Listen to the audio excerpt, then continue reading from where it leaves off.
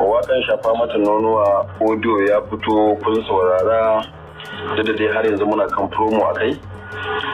Kuma insha Allah akwai bidiyo kwaya ɗaya na promo da ya rage wanda zan saka muku shi gobe karfe 8 na dare insha Allah.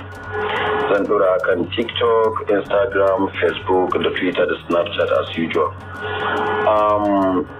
After shi zan kuma saka muku official video na shafa mata nonuwa wanda asali wannan ba promo bane, ba irin wannan duk gutsuri soma ne ake dan dorawa saboda kusan abin da ke zuwa insha Allah zuwa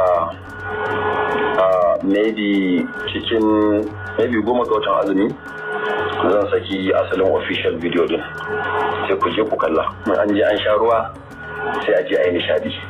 Ko a huta lafiya. Bye bye. To jama'a, kun dai saurari cikakken bayani daga bakin korarren masana'antar Kannywood wato Soja Boy, wanda hukumar ta ce fina-finai ta kore shi daga masana'antar Kannywood baki daya sakamakon zarginsa da yin waƙoƙi na ɓata tarbiyyar mutane tare da fidda wasu bidiyoyi a inda yake rungumar 'yan mata, wanda hakan ya saba wa al'adar arewacin Najeriya ta Hausawa.